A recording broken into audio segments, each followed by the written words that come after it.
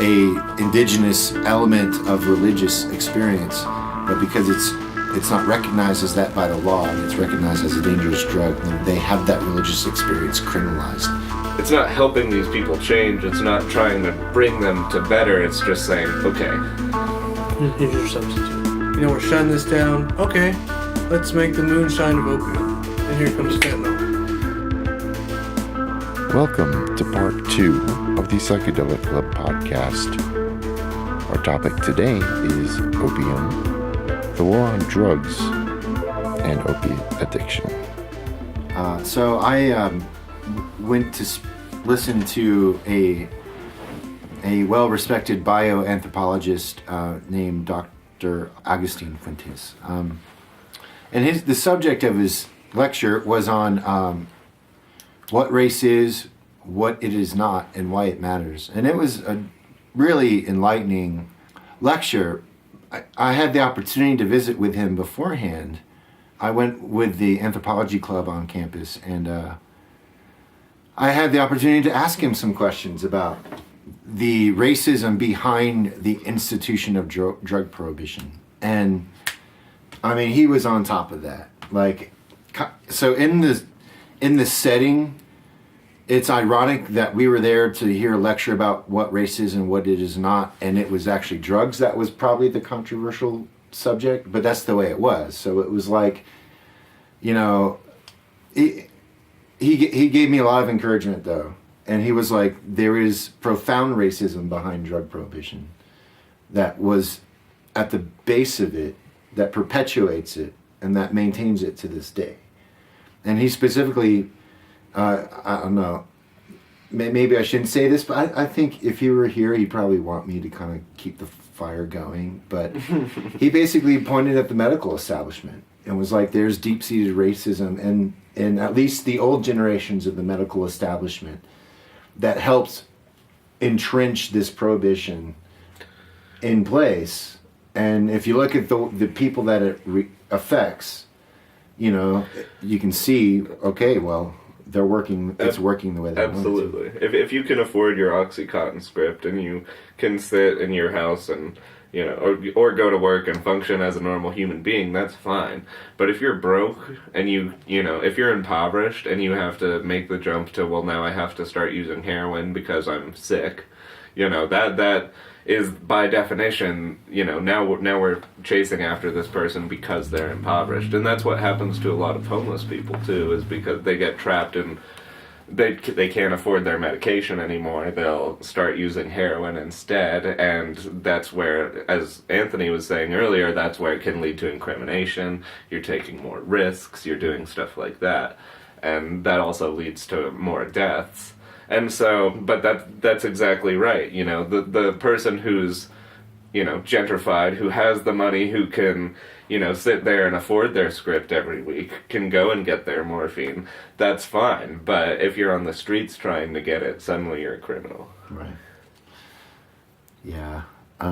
That really kind of lit another fire under me, as if I didn't need another fire lit under me. But that confirmed a lot of things for me that I kind of suspected, but I really needed to hear somebody else with a professional mind reaffirm it. And once that happened, I was like, you know, I would like to find solutions to drug prohibition that works in the benefit of everyone. And it's difficult because the subject is very controversial and people get squeamish about it and they get afraid about it and they don't want to talk about it. And it's like, but that's exactly why we have to talk about it. There's people are being affected. It's important and it's scary, and it's, you know, it's natural for people to try and hide from their fears in some sense, but they're always the problem solvers who are there trying to fix it and figure out what we're doing wrong. Right. Well, go ahead.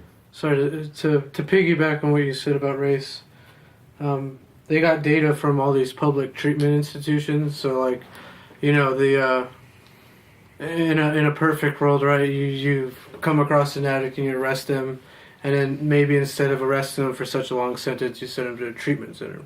And so they got all these statistics from these treatment centers that are currently working, and it demonstrated that American Indians and Asian or Pacific Islanders were arrested and referred to treatment centers by the criminal justice system more than other races in 2014. These results are surprising, as this suggests that both whites and African Americans were less likely to be referred to treatment centers after arrest. White Americans who had the highest opioid-related death rate in 2014 were not being sent to public treatment centers upon arrest despite needing addiction support. And so apart from like the race thing, there's also there's a stigma with addicts, right? And so police, they come across an addict and they're like, this guy's, there's no hope basically, because everything that we've seen isn't working. Everything we're doing isn't working. The rearrest rate, the reincarceration, the recidivism of addiction keeps coming back. And so there's that stigma as well. And so lock them up. All right, get them out. They're going to do it again. Lock them up. And so the fact that, that the data is showing that, certain races aren't getting even referred. I mean, it's a huge part of that stigma. It's like, oh, well, it's a failed cause, if you will. Mm-hmm. And again, back to the economic thing. I mean, it could be that people with like higher economic status are able to get the help they need. But if they're already in a bind and they're getting arrested, they should all be given that opportunity to just, here's a treatment center, here's an opportunity.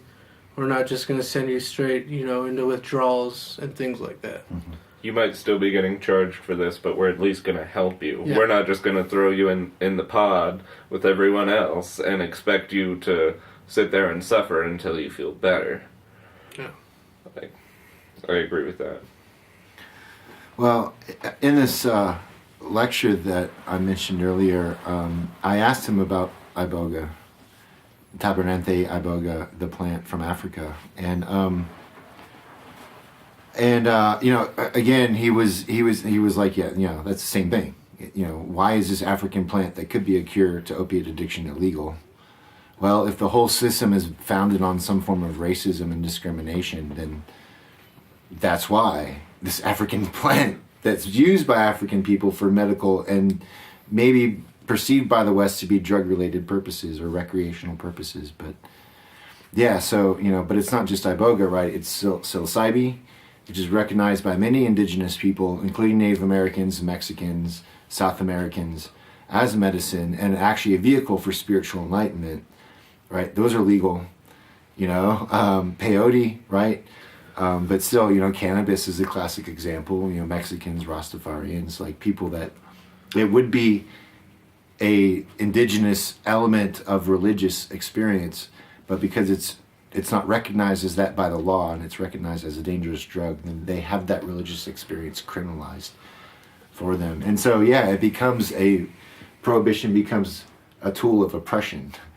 It becomes like what the British were doing to the Chinese, 150, 200 years ago. I feel like it's really interesting because opium and like all these other drugs that are derived from opium are one of the few things that the people running the prohibitions are afraid to get rid of. You know what I mean? It's like they are profiting off it, and there is great benefit to having them in medical settings and stuff like that. So they still have them and keep them legal all the time, but at the same time are criminalizing people and arresting people for long periods of time who are suffering, and I think that's so backwards, and that's something that we don't see with a lot of other drugs besides maybe like Adderall and stuff like that. But yeah, Adderall, that's serotonin, that's like a amphetamine, so it's dopamine. Serotonin is a tryptamine, so it would be more like dopamine, yeah. Did you know Colorado Springs was actually one of the first police stations to have Narcan on them? Oh, really? For overdoses in the country? Yeah. Do you know what year that was around? Yeah, because there used to be a huge heroin problem here in Colorado Springs. And I remember seeing it, and it was not pretty, to say the least. Is that because the winters are so rough? I mean, the winters are not that bad. I don't even feel like it was because of the winters. I feel like Colorado is a good hub. It's a good place for illegal things to come Yeah. because it has the two major. It has a major interstate going north and south, and it connects to I-20, or not I-25, but I-70 Yeah. that goes east and west. Yeah. And so there's all sorts of illegal activity that happens here. Could there also be the fact there's so many military bases? Do you think that might raise the level of... That might raise the level of prescription use, you know what I mean? But I don't know how that would correlate to eventual, opiate use on the streets or anything like that. But I do know that veterans, especially the ones that were returning from Vietnam, had a huge heroin issue because they were introduced to it while they were in Vietnam. Mm-hmm. And it was in a lot of ways, these opiates are miracle drugs. They cure pain. Mm-hmm. And that's one of the amazing things about fentanyl. It's like you have a kilo briefcase of this stuff, and it's enough to, cure all the pain on planet Earth. Wow. And that's just insane to think about. And the potential behind that is so beautiful, but also the abuse potential behind it is huge. Mm-hmm.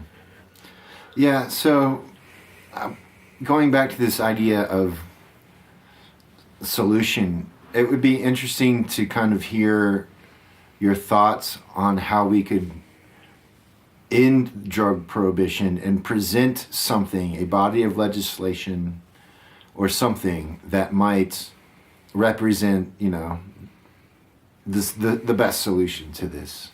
One of my thoughts is, we need to remove the racist implications of drug prohibition somehow, and one of those ways you have to remove you have to decriminalize or remove or just outright make legal some of these things in order to rectify that wrong.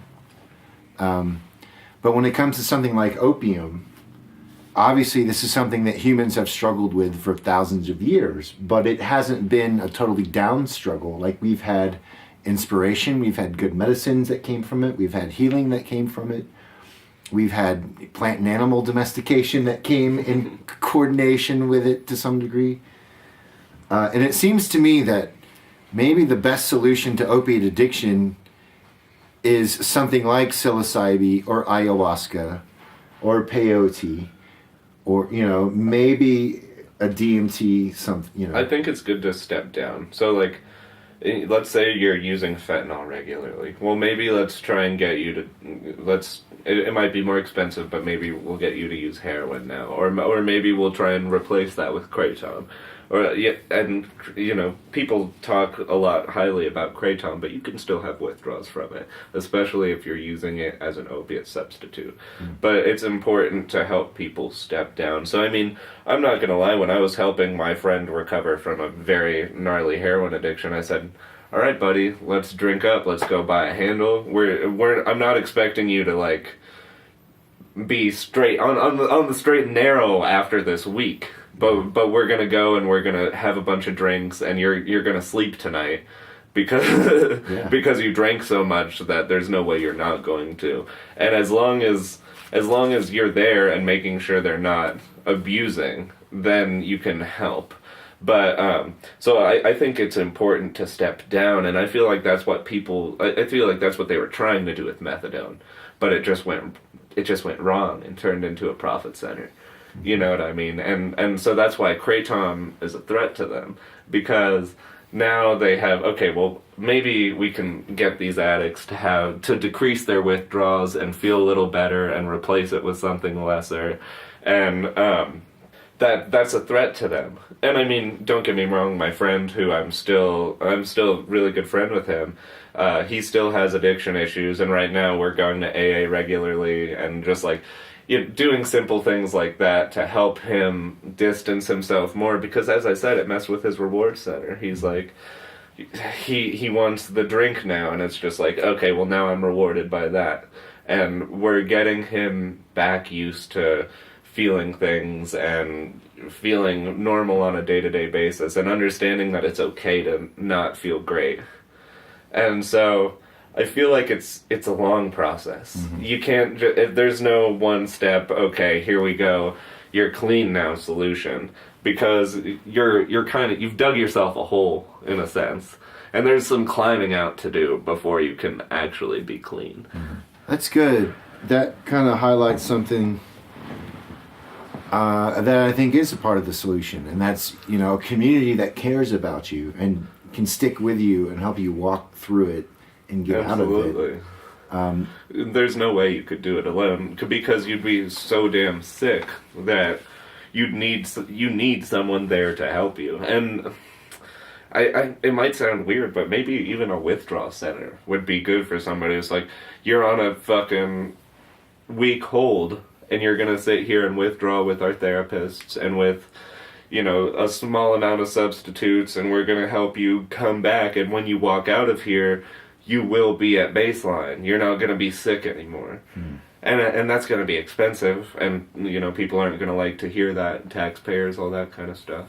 But that might be a long-term good solution, and it's not a shame if you have to go back. You know what I mean? It's a process. These people need help. It's a disease. Just like alcoholism is a disease, and we send people to rehab centers for alcoholism all the time.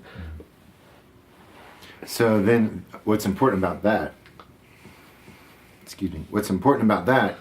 is the removal of the stigma, right, from the community, so that people can walk it through you and not be afraid of it, or not be afraid that, hey, you're being associated with a drug addict or something.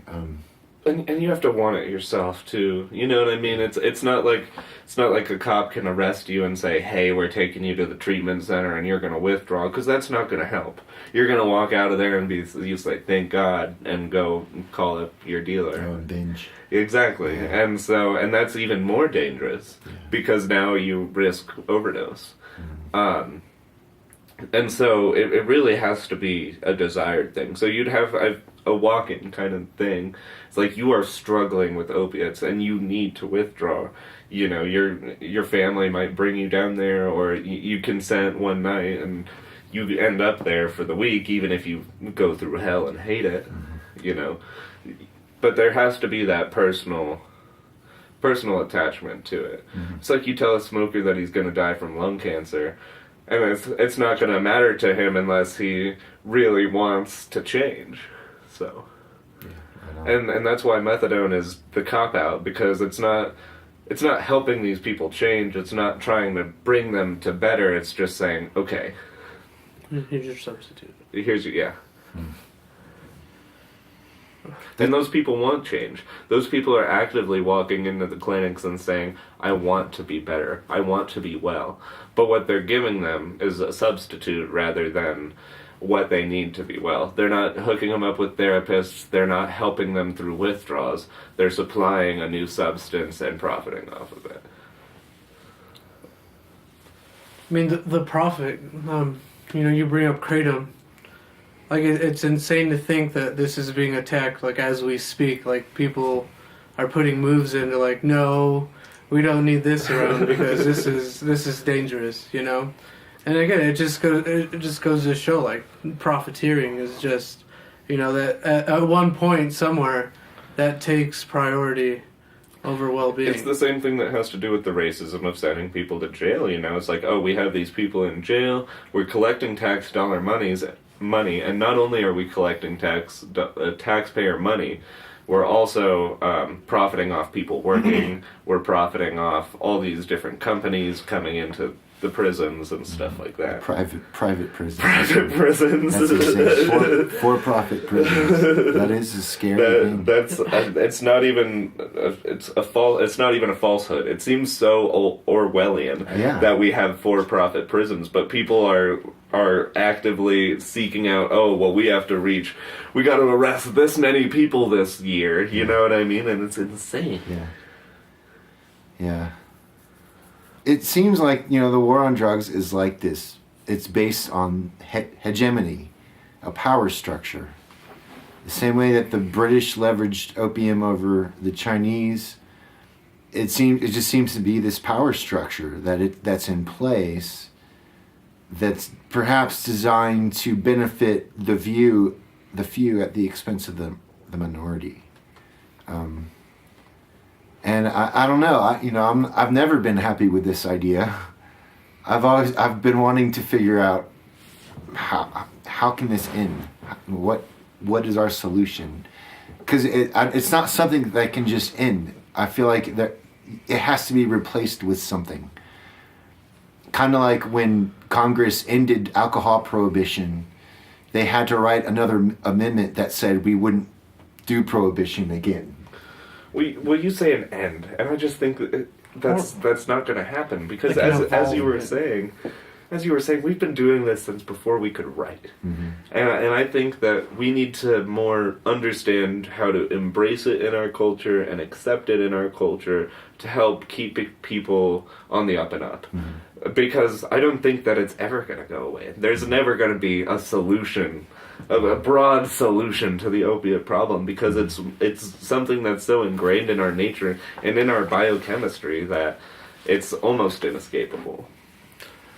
Yeah, I mean, I'm not thinking so much into the opiate problem. I was more thinking about it into prohibition, because Okay. like the prohibition Right. started. I mean, Yeah. it started like 1930s, and then again 1970. We like tripled down on what we did in the 1930s. Yeah, triple 20s. down, 300%. Yeah. But yeah. I mean, we should have learned from Prohibition. You know, it was moonshine, right? That shit is strong, like really strong. The reason they were making it is because they'll make more bang for their buck. And that's what's going on right now. We prohibited any opium from coming from China. You know, we're shutting this down. Okay, let's make the moonshine of opium. And here comes fentanyl. So I mean, as a, you know, we've seen other countries do it, but I mean, like a real answer to prohibition would be, you know, that ultimate goal of like legalization. Free trade throughout all the countries, you know what I mean? Yeah. It's like all the opium farmers who've been doing it for centuries should be making the money that they've been destined to, you know, rather than living in poverty. And although it's not necessarily the most easily accepted idea that we're going to legalize heroin, you know, that's a big step, but at the same time, that's what needs to happen. Yeah, because that's what people were dying during prohibitions, because they were, you know, drinking this Everclear stuff that was made in a basement, as opposed to, you know, the Coors Light we have now or the IPAs we have now, which are regulated and monitored. People were going out with speakeasies. People were going out to speakeasies, and they got this new batch in, and man, it's great. Like, we made it insane, and so people would just binge on it, and then alcohol poisoning, death. That's how fentanyl is in the streets right now. It's like, you know, sometimes it's a badge of honor when one of your customers dies, because you know that you have a good product. And people are all like, oh man, Jimmy died, you know, whatever this guy's selling must be good. And that's insane to me to think about, you know, yeah. Yeah, you know, to your point, I'd like to address the point you just made, though, Max, which is that, I mean, overall, I agree with you that, like, people will always use drugs, and some of those people will have negative consequences. And I don't know how you can, you know, obviously making them illegal doesn't fix that problem. In many ways, it makes it worse. And then it gives, you know, the elite power structure leverage over, you know, the people that it wants to keep down. That's what we've seen with it. So part of, I think, this idea of trying to look at this a different way, even if there isn't an ultimate solution, is that we have to say, you know, not so much decriminalize, but remove maybe decriminalize, but what I mean to say is destigmatize it, so that people can get the help they need. Because ultimately, if there's a community around a person struggling with drug addiction, that person may not always be true, but that person will at least have a better fighting chance of overcoming that and succeeding and getting out of that than somebody that's just alone and lost, you know, and doesn't know dosage of what they're doing or concentrations of what they're putting in their body, maybe exposing themselves accidentally to a lethal dose, or maybe intentionally introducing a lethal dose. You know, keeping in mind that people will always use drugs, it's, I think, a good, safe practice to have a community that can help people effectively, you know? And so I think that's one part of trying to change the way we look at this, is trying to understand that. I would agree. Public LD50 commercials. There you go. PSA. So it's crazy. Like I say that, right? It's like, yeah, that is, you know, that's unheard of. But I go to Mexico. You know, when I go to Mexico, they got these government-run advertisements, and it's like, you need to read and go to school, and then it'll be like, all right, you need to take these vitamins to help your bones grow. And these are all government sponsored. And I mean, like, I was looking, and I was like, wow, I would never see this in the States. But they do that. But I mean, like, the bigger problem behind that is I feel that, you know, we got to dig deep and find, you know, like super PACs, you know, senators, politicians, people bought by these pharmaceutical companies, like Oxycontin. They're getting sued, right? Like, yeah, the company just declared bankruptcy not that long ago. Really? Yeah, but they're going to declare bankruptcy and then keep producing Oxycontin. So, and I mean, that's like a big step, is because, right. we pinpointed you as the problem, you know, and that took a lot of people, because how acceptable is Oxycontin for the longest time? And, you know, people were just giving it and taking it, but then people were like, okay, this is a problem, so they got together.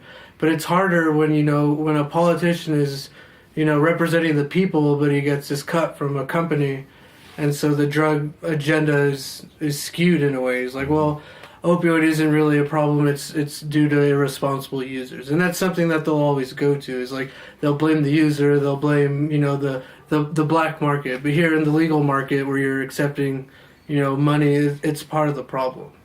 So I feel like we need to identify that. And you know, I say LD50 public service announcements, but like these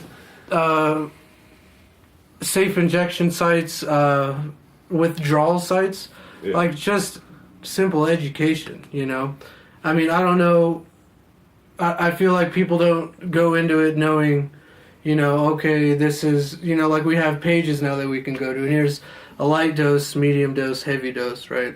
And if we could publish that, you know, the people that are impoverished and don't have access to the internet as easily as other people, you know, there's some people that don't even know about these sites that are telling you all this. So if we could have that in public places, and so people can be like, okay, you know, this is a lethal dose, and I should stay away from it, you know. Just more of that education, because again, it's more of the impoverished people not being able to access the information that we've been given now, because it's so easy for us, you know, pick up a phone and Google. But you know, a homeless person isn't going to have an iPhone, a Samsung. You know, they're going to have like a Metro PCS, you know, something like simple, not to categorize them, you know. But like I'm saying, the access is very very taken down for them, and so more public education. And again, that's going to be hard to do when, you know, we're still, you know, coming out of the DARE era, where, you know, just say no, all right, just block it out of your head, okay, don't talk about that. And it's just, you know, it's, again, that stigma, but that's what we need to do, is just help and bring it into the forefront. Because it's like everyone's, you know, it's like, oh, there's drug addicts out there, and it's, you know, we want to push that back and push it out of our mind. But now the opioid crisis, you know, that brought it into everyone's perspective, like, oh, this is a problem. And so now if we can educate everyone, you know, I feel like it'd be a step towards, you know, bigger things in like legislature and laws, well, you know, just something. last year, all of our senators passed new legislation trying to stop opiates coming into our country. SOAP Act? I'm not sure exactly what it is, but one of the things that they're doing is they're like extensively searching all the packages that are coming into the United States right now. The STOP Act. The STOP Act, right, yeah. And so they're just like, rather than embracing it or like saying, hey, let's start some safe injection sites, they're breaching our privacy even more and just saying, you know, now we're searching all of this mail, and we're searching all, you know, they're using the Patriot Act even farther to try and stop opiates now. And I just think that is very counterproductive. Because as I said, it's now it's easier to get some fentanyl, some strange fentanyl analog shipped in a gram quantity that is way more powerful. So, Actually have along the lines of harm reduction, we've got a removal of the stigma so that addicts can have a support community. And obviously, people love other people. So, it's not that that's an issue, it's more of an issue of the stigma. So, removing that, and then fostering an atmosphere of knowledge. Harm reduction by way of knowledge, like what he's talking about, where you might know the LD50 rating, as maybe a hyperbolic example, but like test kits. Yeah, you're going to use test kits to figure out what opiate you have. Yeah, it's interesting in Colorado, when you go to a cannabis store, retail store, or medical store, as best as they can, they try to place the percentage of THC and CBD on some of those labels, and it's like, that's a help, because maybe you don't smoke cannabis a lot and you want a low THC, so you just go and you buy a 10%, or if you smoke a lot and you like it and you're like, hey, give me like 35%, whatever it is, but at least that information is there and you can make an informed decision, and you're not somebody that doesn't like it, that has never tried it before, and then you're going and you're getting a 30% THC Afghani gold or whatever. Right, and it gets so much scarier with all the fentanyl analogs too, because now this is 100 times more potent than morphine, or this is 10,000 times more potent, and this is on a huge scale. You're talking a percentage, and we're talking a logarithmic scale of how much more potent these substances can be. And so that's why so many people are overdosing, is because it's like, they're used to one thing, and suddenly they get smacked by, something 10 or even 100 times more potent, and that is insanely different than even 10-20% weed or THC. Yeah, totally. And that's what makes it so dangerous, really. Well, we've brought up some really interesting things tonight. Does anybody have anything that they want to say as closing thoughts? I do, but if anybody has anything, you can go. We bring up, I just want to go back to the STOP Act really fast. And so what they would do is they would have the mailing agency transmit advanced electronic data, AED, and so people can scan this. And all international mail, when this law was passed, 40% of inbound international packages were checked. Their goal with this act was to get up to 70. And to think that there'd still be a 30% gap that they would still have to cover. I mean, if they jump from 40%, getting searched up to 70, what's that going to do to the manufacturers? They're going to be like, okay, we got to go to something else. We got to find a workaround, we got to adapt, we got to overcome, and so we're going to get past that 70%. And so, yeah, that's a nice goal, is to have more packages checked, right? Let's go from 40 to 70%, but that just drives them. All right, we got to come up with clever ways, better ways. And I mean, I've seen people put it on paper, right? Have you seen how they smuggle drugs into prisons? They put it they do the whole process and get it onto paper and stuff. Mm-hmm. And just to think this act is, we're searching more, but it's only going to result in, more intuitive ways of getting it into the country. Yeah. Or more analogs being created, which, the ones you mentioned, the ones past fentanyl that you mentioned. Right, care fentanyl, fentanyl. It's just ferrofentanyl. There's also a really scary one that's called, I think it's Elitazam or something like that.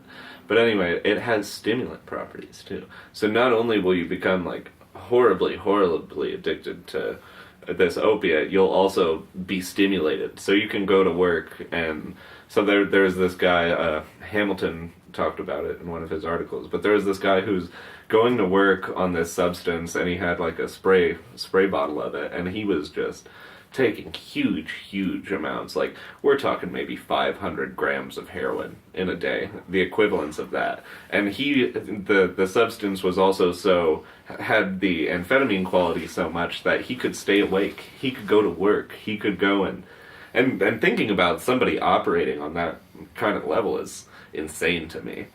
But people do it all the time. Yeah, I mean, I don't know, the prohibition, we got a long ways to go. We got to look at it from many ways. We shut China down. All right, now everything's coming from India. So we got to do something from, I guess, focus on what's coming in. But once it gets here, what do? We can shut everyone down, and then we'll go somewhere else. Analogs will be made, and then, it wouldn't be surprising to see, if we crack down on China more and we go to India, maybe in the next 20 years, the amount of opium grows in the United States skyrockets. This guy that was growing an acre and wasn't expecting to get caught. We might have another, what do you call it?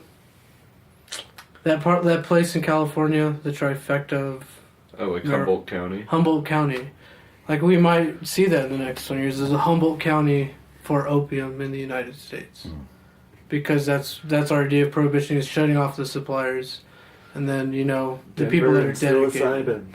Let's go. Yeah. High hopes. Maybe we'll do that on the next podcast then. Okay. So, any other final thoughts? We can shut it down. That was a good conversation. Thank you for listening. Yeah, thank you for listening. Everybody, have a good day. We'll do this again. Take care.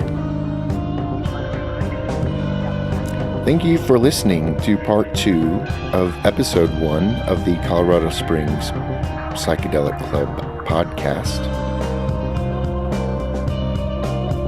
The music for this podcast is brought to you by Flowermonkey and ONEvsZERO.